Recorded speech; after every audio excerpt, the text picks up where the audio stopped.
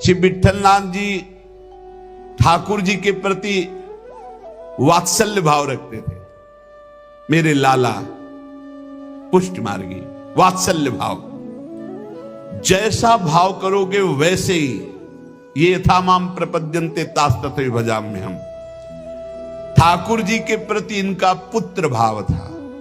मेरा लाला, जैसे नंद बाबा, ठीक ऐसा ही भाव श्री विठलनाथ गोस्वामी जी का। एक बार श्री श्रीनाथ जी को दूध पवा रहे थे। ठाकुर जी ने एक घूंट पिया दूध और कटोरा ऐसे हटाते हुए कहा जय जय, क्या कमी रह गई दूध में? ठाकुर जी ने कहा बहुत मीठा कर दिया, मिश्री बहुत अधिक डाल दी, मुझसे पिया नहीं जाता। बड़ी मनोहार करी, आज पी लो, पी लो, कोई बात नहीं, क्योंकि पुत्र भाव है। ठाकुर जी ने बड़ा ऐसे करते हुए पिया। दूसरी बार भोग में आपने मिश्री कम मिलाई। ठाकुर जी ने एक घूंट पिया, ऐसे कर दिया। कहा जय जय, आज क्या कमी? अब दूध तो एकदम सीठा कर दिया, फिर भी पी लो। थोड़ा ही कम तो मिश्री मिलाई। पहले वाले में आप कह रहे थे मिश्री बहुत अधिक है, तो इससे थोड़ी कम कर दी। बोले नहीं, सीठा है, पी लो, आप पी लो, पी लो। बहुत दुलार किया, दूध पी लिया। तीसरी बार जब भोग लगाया तो मिश्री अलग, दूध अलग। लालजू ने कहा आपने ऐसा क्यों किया, मिश्री क्यों नहीं मिलाई? गोसाई जी ने कहा जब मेरे द्वारा मिलाई हुई मिश्री आपको पसंद ही नहीं आती, कभी कह देते हो बहुत मीठा है, कभी कह देते हो सीठा है, तो आज स्वयं मिला लो। तो हंसकर कहा कि हम मिलाने लायक हैं? हम आपके बालक हैं, बालक मिलाना क्या जाने? और दौड़ गए और गोद में बैठकर छाती से चिपक गए और कहा रूस गए क्या, मिला के पिलाओ, हम तो बालक हैं, हम थोड़ी मिला पाएंगे। ये था माम प्रपद्यन्ते, वात्सल्य भाव, मेरे पुत्र हो। तो वैसे ही ठाकुर जी गोसाई जी के हृदय से चिपक करके श्री श्रीनाथ जी कहने लगे मैं तो आपका बालक हूं ना। अशुभ प्रवाह होने लगा। ठाकुर जी ऐसे महान सुख देते हैं जो जिस भाव से। एक दिन मचल गए, सैया रचना करके जब शयन कराने को गए, कहा ये सैया ठीक नहीं है, दूसरी सैया ले आए। ये बिछौना ठीक नहीं है, दूसरा बिछौना ले आए। नहीं नहीं, ये रंग मुझे पसंद नहीं, और रंग का बिछौना बिछा दिया। अब कितने बिछौना, कितनी सैयाएं बदल दी लालजू महाराज बार बार। ये ठीक नहीं, ये ठीक नहीं। पसीना पसीना हो गए थे गोसाई जी। गोसाई जी ने कहा कि आपको कौन सी सैया पसंद आएगी, कौन सा बिछौना पसंद आएगा? बोले बताओ, तुम सैया बोलो और तुम्हारी छाती पे हम सोएंगे, क्योंकि हम यशोदा मैया की गोद में ही सोते हैं। अगर दिन में कभी अथाई में बाबा के पास गए तो उनके तोंद पे लेट के सोते, तो आप लेटो और आपकी गोद में हम। श्रीनाथ जी, श्री विठलनाथ जी गोस्वामी जी की गोद में जैसे मां की गोद में बच्चा, ऐसे श्रीनाथ जी सोए। एक दिन श्रीनाथ जी के सामने गिरिराज जी से बंदर आया, हु ऐसे किया, वो जैसे बंदर करते हु ऐसे, वो बड़ी जोर रो पड़े श्रीनाथ जी। और गोस्वामी जी सेवा में थे, तत्काल गोस्वामी जी के ऐसे गोद में चिपक गए और कहा बंदर मुझे डर लगता है। गोसाई जी ने कहा इस बंदर से डर लगता है? बड़े बड़े भयंकर बंदर, न जाने कितने महाबली बंदर और बड़े बड़े भयंकर राक्षस, रामा अवतार में तुम कैसे मारे होगे राक्षसों को, और कैसे तुम्हारे साथ बंदर सेना थी, हमारी तो समझ में नहीं आता। ऐसे कह के मन में पर्वताकार बंदर, महाभयानक राक्षस हो, यहां छोटे से बंदर को देख के चिपक गए और डर करके कहते मुझे बंदर से डर लगता है। जब शयन करने गए तो ठाकुर जी ने शयन में कहा कि देखो गोसाई जी, एक ही भाव रखो, एक म्यान में दो तलवार नहीं होती। यदि पुत्र माना है तो केवल पुत्र मानो, अगर भगवान मानोगे ऐश्वर्य तो फिर पार नहीं पाओगे, हम ऐसा ऐश्वर्य दिखाना शुरू कर देंगे। अगर पुत्र माना है तो केवल पुत्र ही मानो, तो तुम्हारा बेटा बंदर से डरेगा कि नहीं? तो हम वैसे ही डर रहे हैं जैसे बेटा डरता है। और अगर ये कि भगवान ऐश्वर्यशाली, तो फिर पार नहीं पाओगे, हम इतना ऐश्वर्य दिखा देंगे। एक म्यान में दो तलवार नहीं रहती। गोसाई जी जगे एकदम, और श्रीनाथ जी को देखा पास में, गले से लगा करके दुलार करते हुए, वात्सल्य भाव। एक दिन चूड़ी पहनाने वाली आई। गोसाई जी ने कहा कि जाओ हमारे घर में जितनी बहुएं हैं सबको चूड़ी पहना दो और पैसा यहां ले लेना आके। आपके 7 पुत्र थे तो 7 बधुएं थी। गोसाई जी ने ये नहीं कहा कि 7 बधुओं को पहना देना, कहा कि मेरी जितनी बहुएं हैं उन सबको चूड़ी पहना दो और पैसा यहां से ले जाना। अब उनकी 7 बहुएं तो चूड़ी पहनी। 8वीं श्री स्वामिनी जी पहुंच गई अपने कर कमल। जे ही उस चूड़ी पहनाने वाली ने श्री जी के कर कमल को देखा, अशुभ प्रवाह, आनंद मूर्ति हमारी प्यारी जो है, अशुभ प्रवाह होने लगी। ऐसा उसको लगने लगा कि आनंद के आवेग में मुझे मूर्छा आ जाएगी। नीलांबर का हल्का सा घूंघट है, मनो मृणाल, मनो कमल लाल, ऐसे सुंदर कर कमल। वो सोच रही इनके कर कमल में पहनाने लायक तो चूड़ियां ही नहीं हमारे पास। श्री जी ने इशारा किया, पहनाओ।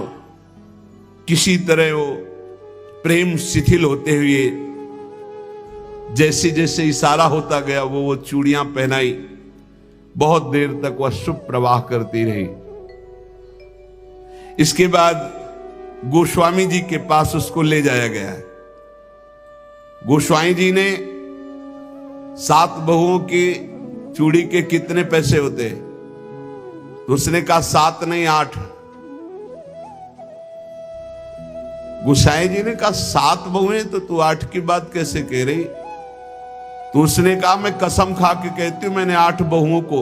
तो बोले जब 7 हैं ही तो 8 कैसे? तो उनका मैं कसम खा के कहती हूँ 8 बहुएं थी और मैंने 8 को पहनाई है। और जो 8वीं थी वो इतनी सुंदर थी, इतनी, और रोने लगी। गोसाई जी ने कहा कि ऐसा कैसे हो सकता है, चलो इससे झंझट हटे। 8 बहुओं की चूड़ी पहनाने के पैसे दे दिए।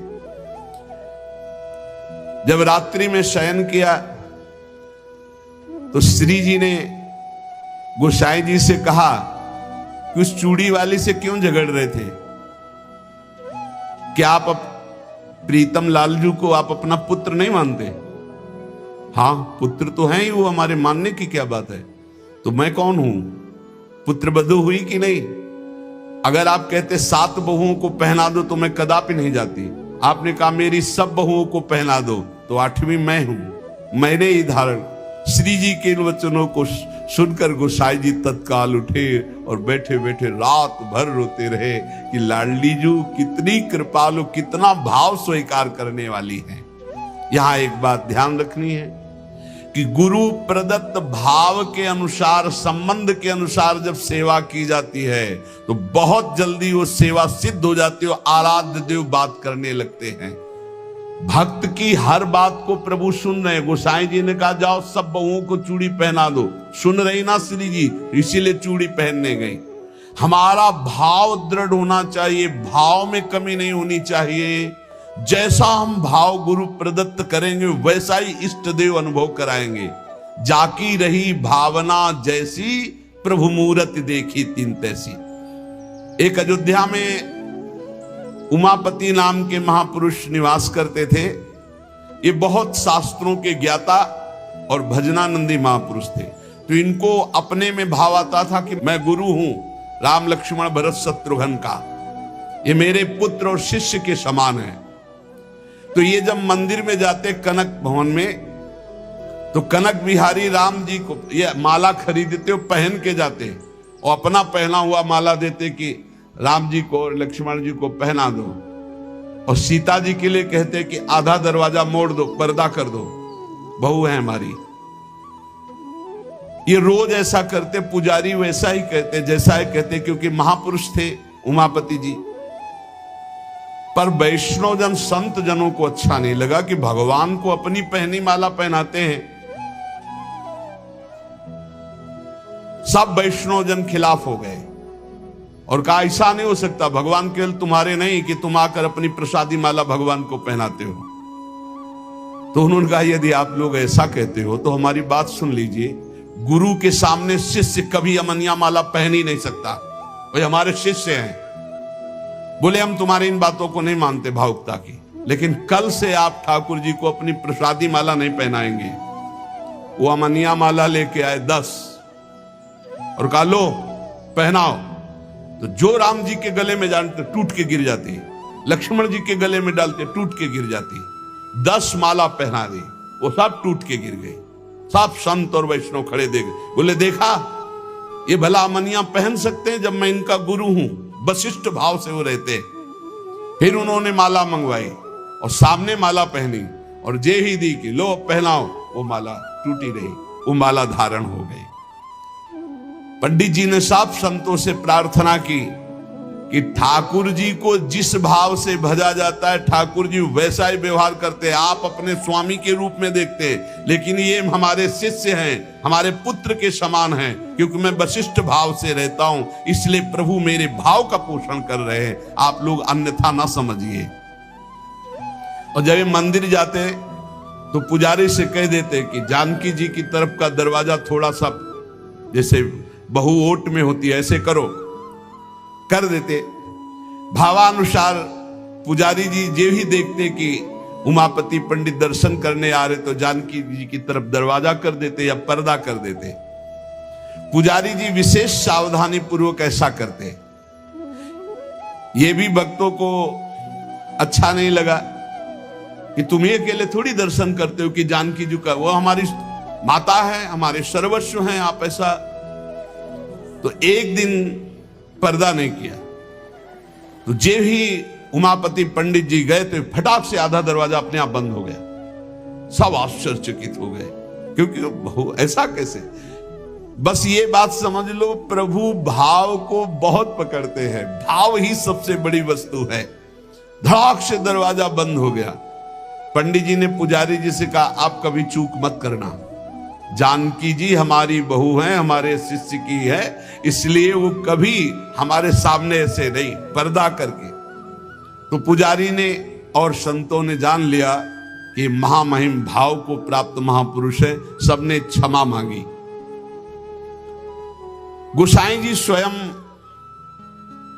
पद रचना करने में कुशल और गा करके ठाकुर जी को पद सुनाने में कुशल। अष्टयाम सेवा पद्धति से श्री श्रीनाथ जी की सेवा करते और 8 परम प्रवीण कीर्तनकार नियुक्त किए। श्री सूरदास जी, श्री परमानंद दास जी, श्री कुंभन दास जी और श्री कृष्णदास जी, ये 4 महापुरुष श्रीमद वल्लभाचार्य जी महाप्रभु की कृपा पात्र थे। और श्री गोविंद दास जी, श्री चतुर्भुज दास जी, श्री छीत स्वामी जी और श्री नंद दास जी, ये 4 महापुरुष श्री विठलनाथ गोसाई जी की कृपा पात्र थे। ये 8 महापुरुष 8 पहर की प्रिया प्रीतम की जो लीलाएं हैं वो गा गा कर श्रीनाथ जी के सामने सेवा पद्धति के अनुसार सुनाते थे। एक बार की बात है कि श्री विठलनाथ जी श्री ठाकुर जी को भोग लगा रहे थे, तो भोग में एक तिनका देखा। बहुत दुख हुआ कि मेरे सुकुमार लाडले ठाकुर और उनके भोग में इतनी असावधानी बनाने वाले तिनका। बहुत सावधान रहना चाहिए ठाकुर जी का, जब भोग बनाए तो बोलचाल में भी सावधानी रखे, कहीं थूक की छिट्टी ना चली जाए मुख में, ऐसा होता है। तो अगर कभी बात करनी हो तो रसोई से ऐसे करके बात करे, वैसे तो बात कम ही करे, मौन धारण करके बनाए। क्योंकि अगर हम पद जोर जोर से गाएंगे या बात करेंगे तो हमारे मुख से थूक की छिट्टी ठाकुर जी के भोग सामग्री जो बन रही है उसमें गिरना हो सकता है। कितनी सावधानी महापुरुषों के चरित्र से हमें प्राप्त होती। तिनका को देख करके बहुत दुखी हुए और कहा कि आज हम हैं तब हमारे ठाकुर जी के भोग में तिनका निकला, और कल हमारा शरीर छूट जाएगा तो तुम लोग कैसे हमारे ठाकुर जी की सेवा करोगे? तो मैं आज ही संन्यास धारण करूंगा और विचरण करूंगा, जैसा मनावे वैसा करो। आप इतना कहे तो सब लोग बहुत दुखी हो गए। सबने अनुनय विनय की कि एक बार अपराध क्षमा कर दो, ठाकुर जी के भोग में कभी त्रुटि नहीं होगी। आपने कहा हम परिहास में कभी झूठ नहीं बोलते। हमने कहा सन्यास लेंगे तो अब सन्यास लेंगे, अब हम तुम्हारे बीच में नहीं रहेंगे। श्री ठाकुर जी श्रीनाथ जी से आज्ञा लेने गए। ठाकुर जी ने बहुत उदास होकर के कहा, गोसाई जी एक गेरुआ वस्त्र हमको भी मंगवा दो। बोले आपको क्यों जय जय, आपके पास तो बहुत सुंदर सुंदर पोशाक है। बोले हम आपके बिना नहीं रह सकते, अगर आप सन्यास लेंगे तो हम भी सन्यास लेके आपके साथ ही चलेंगे। देखो कैसा प्यार करते। जैसे माधोदास बाबा जगन्नाथ जी को प्यार करते, तो जगन्नाथ जी से जाके आज्ञा ली, जय जय अब ब्रज 84 कोस आपकी लीला भूमि में जाना चाहता हूं, आदेश दे दो। बोले बाबा आपके बिना हम रह नहीं सकते। बोले नहीं जय जय, हमारे पास इतनी भोग सामग्री नहीं कि मैं रास्ते में आपको भोग लगाऊं, आपको नहीं ले जा पाऊंगा, पर हम जाएंगे ब्रज 84 कोस दर्शन करने आपकी लीला भूमि के। ठाकुर जी चुप हो गए, उनके आगे बस कहां। अब वो सुबह प्रातः कालीन चले। अब सुबह सुबह ही इतनी भूख लग आई, तो उन्होंने कहा आज तक कभी ऐसी भूख नहीं लगी। तो एक माई थी, तो उससे कहा माई बहुत भूख लगी, कुछ मिल सकता है? तो बोले बाबा अभी बना देती हूं। तो कुछ समय में वो भोजन बना करके और पवाने, और जब पवा रही थी माधवदास बाबा को तो रोते जा रही थी। तो बाबा की दृष्टि गई। बाबा ने कहा माई रो क्यों रही हो? बोले इतना सुंदर सुकुमार लाडला बालक तुम्हारे जैसे बाबा जी के साथ कैसे आ गया, इसकी मां कैसे रहती होगी? तो उन्होंने भागवतिक दृष्टि से देखा तो थाल में बैठे जगन्नाथ जी पा रहे थे। बोले इसीलिए भूख लग रही थी, हमें पता क्या कि तुम्हें भूख लग रही, तुम क्यों साथ? बोले बाबा मैं नहीं रह पाऊंगा आपके। ये जरा प्यार देखो ठाकुर जी का। कह रहे बाबा मैं नहीं रह पाऊंगा। ऐसे ही श्रीनाथ जी गोसाई जी से कह रहे कि एक गेरुआ वस्त्र हमको भी मंगा दो, अगर आप सन्यास लोगे तो हम भी सन्यास ले लेंगे। गोसाई जी आपके बिना हम नहीं रह सकते। गोसाई जी ने गले से लगा लिया। तो कहा गले से लगा लिया तो मेरी बात मानो, अब तुम्हें सन्यास नहीं लेना। बोले जैसी आपकी आज्ञा। बोले सेवा में त्रुटि अगर हो रही तो मुझे दुख नहीं तो तुम्हें दुख क्यों हो रहा है? तो बोले तुम्हें दुख हो या ना हो, आप मेरे पुत्र हो, मेरे को दुख होता है कि मेरे लालन के भोग में तिनका कैसे आ गया। भाव समझिए। श्री विठलनाथ गोसाई जी स्वयं सेवा में सावधानी पूर्वक, पर कभी कभी अगर त्रुटि हो जाए सेवा में तो बहुत ही असंतुष्ट हो। यह ध्यान रखने का विषय है कि हम केवल विग्रह की पूजा नहीं कर रहे, साक्षात श्यामा श्याम विराजमान है, साक्षात श्री जी विराजमान। हम जल पिवाएं तो उसी भाव से, भोग लगावें तो उसी भाव से, पोशाक पहरावें तो उसी भाव से। श्री गोस्वामी जी शयन करते थे गोकुल में आकर, और नित्य प्रति श्री श्रीनाथ जी की सेवा में आते। यहां जतिपुरा गोवर्धन में श्रीनाथ जी विराजमान थे, तो आप घोड़े पे चढ़ करके आते थे। यदि कहीं आने में कुछ विलंब हो जाए तो अन्य सेवा चाहे कोई कर ले, पर आरती आप ही रोज करते थे। आरती सेवा आप ही करते थे। आज भी बल्लभ कुल में नियम चला आ रहा है कि और ठाकुर सेवा तो सब मिलके करेंगे, लेकिन आरती गोस्वामी वंशज ही करेंगे। श्री ठाकुर जी की अक्षुण्ण सेवा गोसाई जी अपने बालक के समान मानकर करते। जो भगवन्निष्ठ सदाचारी पुरुष होते हैं तो उनका प्रभाव सबके ऊपर पड़ता है। उस समय भक्ति का वातावरण एक बन चुका था, जिसको देखो सब भगवान की भक्ति में निमग्न। जो श्री विठलनाथ जी थे, ये श्रीमद वल्लभाचार्य जी के द्वितीय सुपुत्र है। आपका जन्म प्रादुर्भाव विक्रम 1572 में काशी के निकट चुनारगढ़ में हुआ। श्री आचार्य महाप्रभु वल्लभाचार्य जी ने प्रयाग में अड़ैल में आकर आपका जन्मोत्सव मनाया। बड़े शुभ संस्कार बचपन से ही। आचार्य महाप्रभु जी के निरीक्षण में आपने समस्त शास्त्रों का सम्यक अध्ययन किया और गृहस्थाश्रम में प्रविष्ट हुए। आपकी 2 पत्नियां थी, रुक्मिणी जी और पद्मावती जी।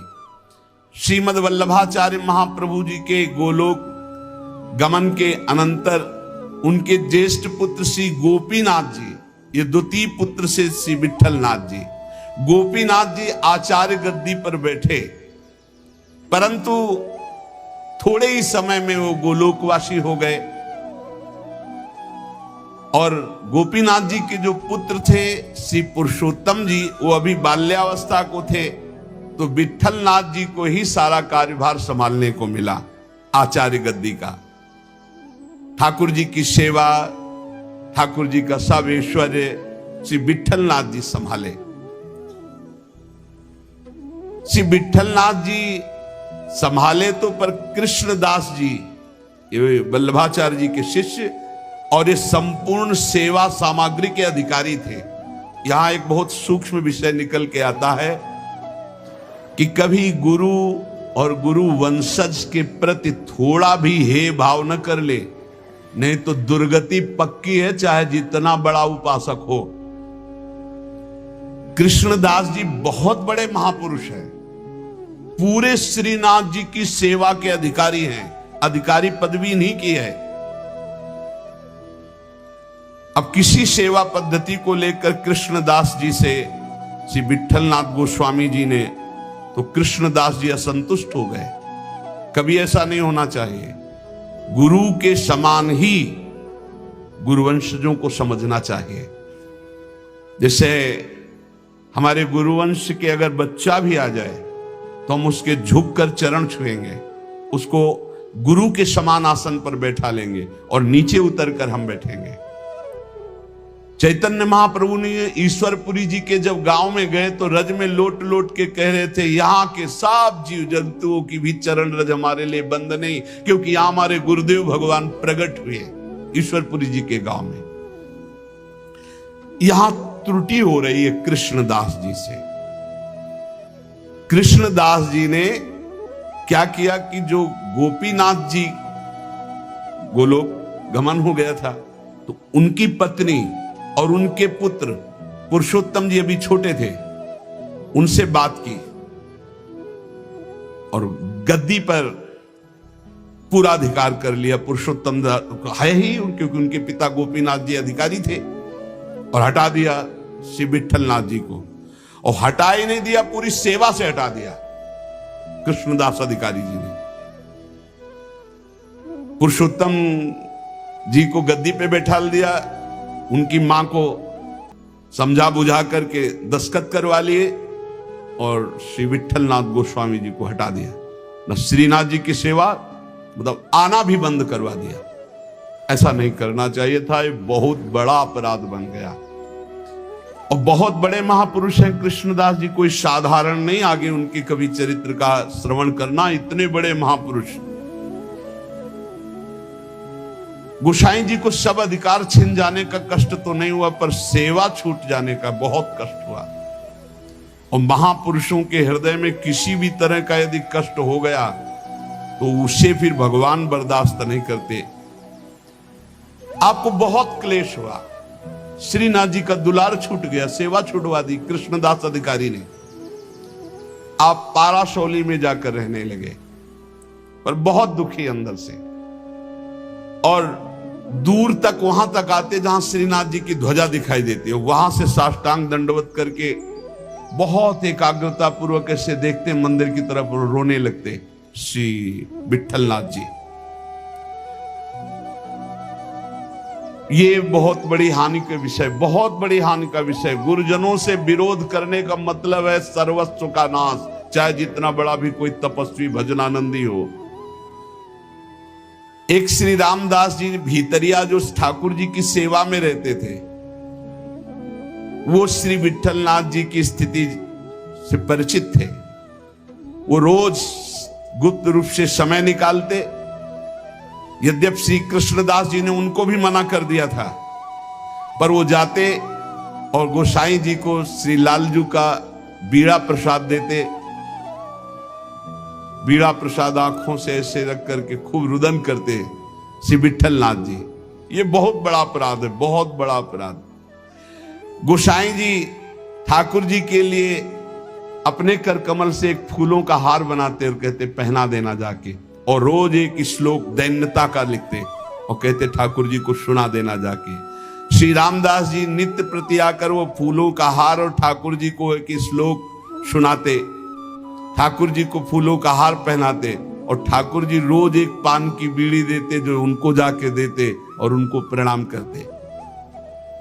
एक दिन ठाकुर जी ने संदेश में कहा कि गोसाई जी से कह दो मेघ तो समय पर बरसेगा, तुम दुखी क्यों हो रहे हो? मेघ तो समय आने पर बरसेगा, तुम दुखी क्यों हो रहे हो? विठलनाथ जी के सामने जब जाकर रामदास जी ने कहा मेघ तो समय पे बरसेगा, आप दुखी क्यों हो रहे हो? लालन ने ऐसा कहा है। तो विठलनाथ जी ने कहा कि मेघ तो समय पे बरसेगा, पर चातक अपनी टेक पुकार क्यों छोड़ेगा? चातक तो रटता ही रहेगा। बहुत सुंदर बात। अगर चातक अपनी रटन छोड़ दे तो चातक कैसा? मेघ तो समय पे बरसेगा, वो बरसे, लेकिन चातक अपनी रटन नहीं छोड़ सकता। मेरी रटन घटने वाली नहीं, मैं तो रो रो कर आपको पुकारता ही रहूंगा। चातक रटन घटे घट जाई, बढ़े प्रेम सब भांति भलाई। विठलनाथ जी के इस दुख को अकबर बादशाह ने सुना। उसने तत्काल आदेश किया और कृष्णदास जी को बंदी बना के जेल में डाल दिया और गोसाई जी को विरुद्ध आचरण किया, इसलिए उनको कठोर दंड कृष्णदास जी को बादशाह अकबर ने। जब गोसाई जी को ये पता चला तो गोसाई जी ने अन्न जल त्याग दिया और कहा जब तक सम्राट अकबर सादर कृष्णदास जी को, ये देखो महापुरुषों का हृदय, सादर कृष्णदास जी को नहीं छोड़ते तब तक मैं अन्न जल भी नहीं पाऊंगा। जब बादशाह अकबर को ये पता चला कि गोसाई जी ने अन्न जल त्याग दिया तो सादर कृष्णदास जी को पुनः छोड़ दिया।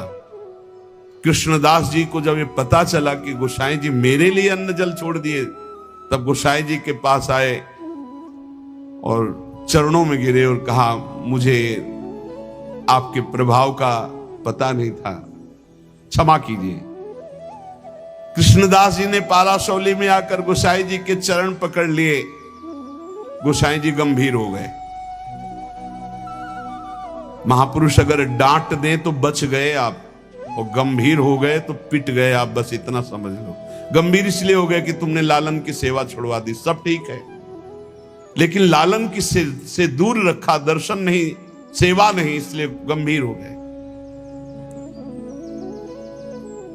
विठलनाथ गोसाई जी को पूर्व सेवाधिकार प्राप्त हो गया। श्री कृष्णदास जी का अंतिम लीला जानते हो कैसे हुई? कुआं में पैर फिसल गया और गिर के मरे और प्रेत बने, इसी अपराध के कारण। बहुत सावधान, इतने बड़े महापुरुष हैं, उनका चरित्र है कृष्णदास जी का, बहुत बड़े महापुरुष हैं, लेकिन अपने गुरु से अपराध बन गया। गुरुवंश गुरु स्वरूप ही है, अपराध बन गया तो प्रेत योनि को, पैर फिसल गया, कुएं में गिरे और उनके प्रेत योनि को प्राप्त हुए। बहुत सावधानी की जरूरत है कि कहीं ऐसे अपराध नहीं तो चाहे जितना भजन हो, वो भजन बाद में तो कल्याण करेगा, लेकिन बीच में छूट जाएगा और बीच में हमारी दुर्गति हो जाए। अंतिम तो मंगल ही होगा, क्योंकि भगवान का जन कवि नामे भक्ता प्रणश्यति। जब ये प्रेत बन गए थे तब भी उद्धार गोस्वामी विठल नाथ जी के द्वारा ही इनका हुआ। अकबर क्यों कृपालु था, क्यों श्रद्धा करता था विठलनाथ जी गोस्वामी के ऊपर? एक बार श्री यमुना जी में स्तोत्र का गायन का कंचन वर्ण तेज चमकता हुआ विठलनाथ गोस्वामी जी का, तो स्नान करके यमुना जी की आराधना कर रहे थे, तो उधर नौका में जल विहार करते हुए इसकी बादशाह की कोई हिंदू बेगम होगी, तो वो दूर से देखा कि तेजस्वी तो भगवान के समान है, नौका समीप ले गई, उतरकर चरणों में वंदन किया। विठलनाथ गोस्वामी जी को देखकर उसे पक्का लगा कि ये जो आशीर्वाद दे देंगे तो पक्का। तो उन्होंने कहा कि आपसे मैं एक ही आशीर्वाद चाहती हूं कि मेरे बादशाह मेरे अनुकूल रहें। हर पत्नी यही चाहती है। आप कृपा करके कोई ऐसा जंतुर बांध दीजिए, कोई मंत्र बता दीजिए, कोई उपाय बता दीजिए कि बादशाह सलामत हमारे बस में रहे, हमारे अधीन रहे। आपने मुस्कुरा दिया कि मैं एक जंतुर देता हूं, इससे बादशाह तुम्हारे अधीन रहेंगे।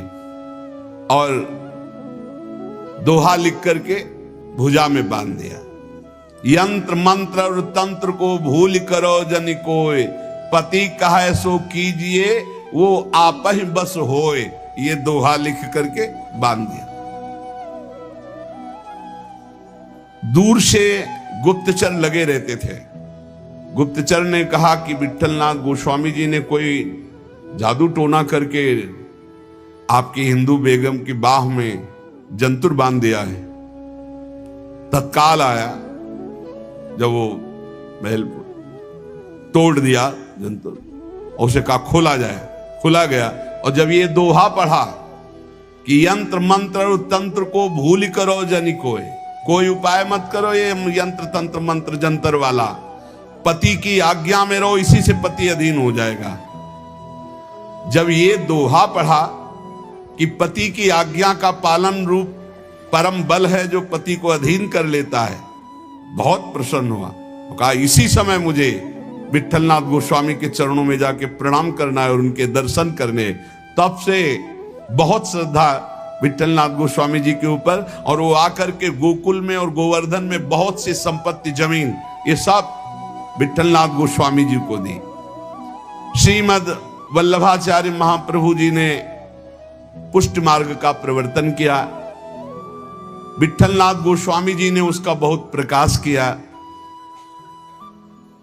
श्री सूरदास जी, कुंभनदास जी, परमानंद दास जी, कृष्णदास जी, ये वल्लभाचार्य जी के शिष्य, और नंददास जी, चतुर्भुज दास जी, श्री गोविंद दास जी, श्री छीत स्वामी, ये विठल नाथ जी के शिष्य, ये रात दिन ठाकुर जी की सेवा में, पद गायन की सेवा में रहते थे। जिस समय महाप्रयाण का समय आया तो विठलनाथ गोस्वामी जी ने सातों पुत्रों को बुलाया और अलग अलग ठाकुर जी प्रदान किए। 7 पुत्र श्री गिरधर जी, श्री गोविंद जी, श्री बालकृष्ण जी, श्री गोकुलनाथ जी, श्री रघुनाथ जी, श्री यदुनाथ जी और श्री घनश्याम जी। ये 7 पुत्र श्री विठलनाथ गोस्वामी जी के थे। सातों को अलग अलग ठाकुर सेवा प्रदान की। श्री गिरधर जी को श्री ठाकुर मथुरेश जी, जो वर्तमान में जतिपुरा गोवर्धन में विराजमान है। श्री गोविंद राय जी को श्री श्रीनाथ जी, जो वर्तमान में राजस्थान में श्रीनाथ द्वारा में विराजमान है। श्री बालकृष्ण जी को श्री द्वारिकाधीश भगवान, जो वर्तमान में काकरौली में विराजमान है। श्री गोकुलनाथ जी को, जो वर्तमान में श्री गोकुल में विराजमान है। श्री रघुनाथ जी को श्री गोकुल चंद्रमा जी, जो वर्तमान में कामवन में विराजमान है। श्री यदुनाथ जी को श्री बालकृष्ण भगवान, जो वर्तमान में सूरत में विराजमान है। श्री घनश्याम जी को श्री ठाकुर मदन मोहन जी, जो वर्तमान में कामवन में विराजमान है। इन सातों पुत्रों को 7 ठाकुर की सेवा प्रदान की और चल अचल संपत्ति का बंटवारा किया और समस्त वैष्णवों को बुलाया और कहा आज हमें ठाकुर जी बुला रहे अपने धाम में। ऐसे जाना होता है महापुरुषों का। मृत्यु मृत्यु नहीं, महोत्सव होता है। सब वैष्णव जनों को बुलाया और बोले आज जो है ठाकुर जी बुला रहे हैं अपने निज सेवा में, निज धाम में। इनके पीछे पीछे पुत्र, जो 7 पुत्र थे, वो पीछे पीछे गए।